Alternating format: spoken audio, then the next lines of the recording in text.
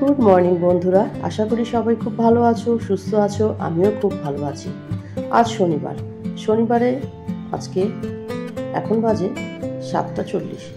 Riju ready হয়ে স্কুলে চলে যাচ্ছে। রায়নের স্কুল নেই, মানে ক্লাস 3 থেকে 10 পর্যন্ত ক্লাস আছে। শনিবার রবিবার তো ওদের ছুটি থাকে, কিন্তু আজকে ক্লাস দিয়েছে। দাদাকে তুলতে বাইরে চলে এলো। দেখো, খুব খুশি, স্কুল যেতে হলো না, খুব মজা ওর। আর এদিকে দৌড়ে কোথায় যাচ্ছে বলো তো? ওই বারান্দায় বসতে যাচ্ছে। ওখান থেকে তো দেখা যায়। দাদাকে একটু টাটা করবে। আমিও এটা রোজ করি।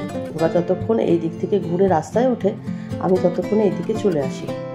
ওই দেখো চলে যাচ্ছে, ও দেখে খুব খুশি হলো, একটু টাটা করে দিল। এবার রায়ান চলে এলো বাইরে ব্রাশ করতে। ততক্ষণে আমি ঘরটা একটু ঝাঁট দিয়ে নিয়েছি, আর বিছানার চাদরটাও চেঞ্জ করে দিয়েছি। আর গতকাল কতগুলো জামা কাপড় কেচেছিলাম, সেগুলো রোদ উঠতেই আগে রোদ্দুরে দিয়ে দিলাম। একটু রোদে গরম না হলে জামা কাপড় ঠিক ভালো লাগে না। রায়ানের তো ব্রাশ করা হয়ে গেছে, ও এদিকে মুখ টুক ধুয়ে নেবে। আর আমি দেখো বিছানার চাদরটাও চেঞ্জ করে নিয়েছি। আজকে এই চাদরটা পেতেছি। এদিকে তো চা করে নিলাম, চাটা খাবো। খেয়ে তারপরে তো রায়ানকে আজকে পড়াতে হবে, যেহেতু বাড়িতে আছে। পড়াতেও হবে, তার সঙ্গে সংসারের কাজগুলোও করতে হবে। রায়ানকে কিছুটা পড়িয়ে নিয়েছি, এবার ওকে লিখতে দিয়েছি। ও লিখতে থাক, আমি ততক্ষণে কাজ করি। ওদিকে আবার আজকে গাছে আম পাড়ছে। চলো, কতগুলো আম হলো তোমাদেরকে দেখাই। এই দেখো, এখানে একটা বালতি ভর্তি, ওখানে তো আম দেখলে আরও একটা গামলা ভর্তি করে উপরে রেখে আসা হয়েছে। এই আমগুলো উপরেই পাকানোর জন্য রাখা হবে। শুরু হয়ে গেল রান্না বান্না।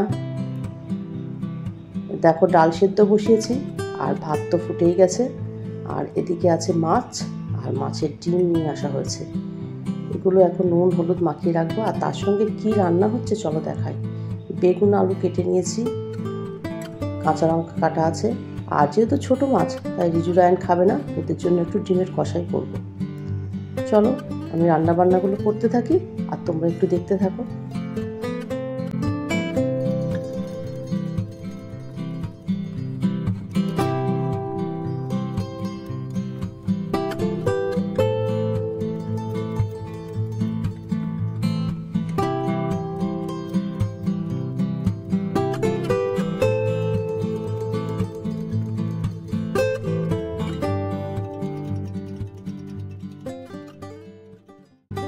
এদিকে দেখো, প্রেশার কুকারের মধ্যে দিয়ে দিলাম আলু আর ডিম। আমি কিন্তু যখনই ডিম সেদ্ধ করি, তখন কিন্তু প্রেশার কুকারের মধ্যে দিয়ে 2টো সিটি দেব। তাহলেই ডিম আর আলু সেদ্ধ হয়ে যাবে। আর শুধু ডিম করলেও কিন্তু আমি ডিম প্রেশার কুকারে দিয়েই সেদ্ধ করি। এদিকে তো মাছগুলোও ভাজা হয়ে গেছে। আর দেখতে দেখতে দেখো, একটু বৃষ্টিও নেমেছে, উঠোনটা ভিজে দেখতেই পাচ্ছ। ডিম আর আলুটা সেদ্ধ করা হয়ে গেছে। এবার চলো ডিম আলুর কষাটা রান্না করি। ডিমগুলো তো প্রথমে ভেজে নিতে হবে।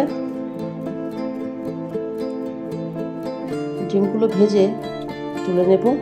এবার আলুগুলোকেও একটু লাল লাল করে ভেজে নেব। দেখো, তেলের মধ্যে আলুগুলো দিয়ে দিলাম, দিয়ে একটু নাড়াচাড়া করে লাল লাল করে ভেজে নিলাম। ভাজা হয়ে গেছে আলুগুলো।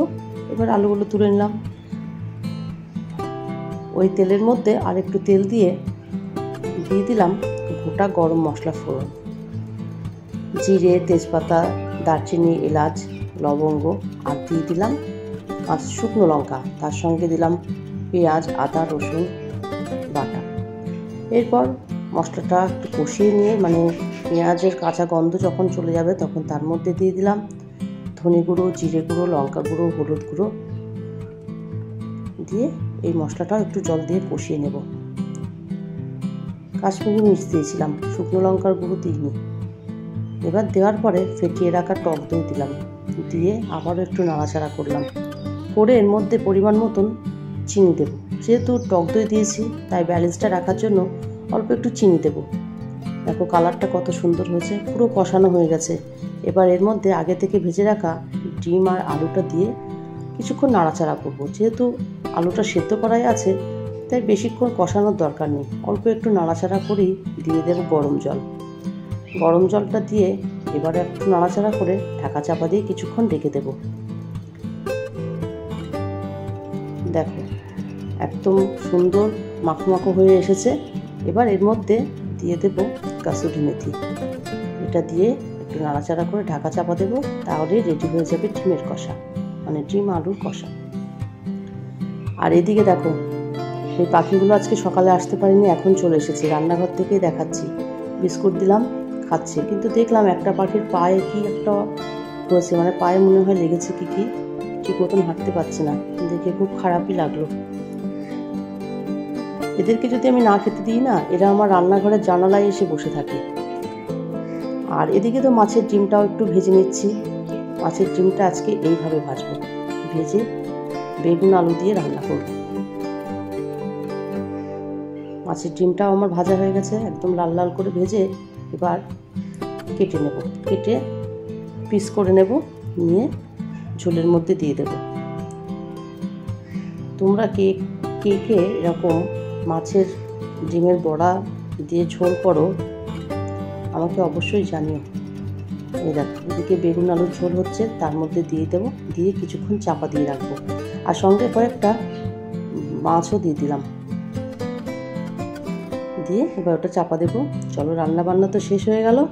হাঁড়িতেই আছে ভাত, ভাতটা আজকে নামানোর সময় পাইনি। এখানে আছে বেগুন আলু দিয়ে মাছের ডিমের ঝোল, মাছও কয়েকটা দেওয়া আছে, ডাল আছে, আর এই যে হচ্ছে ডিম আলুর কষা, আর কয়েকটা মাছ ভাজা রেখে দিয়েছি।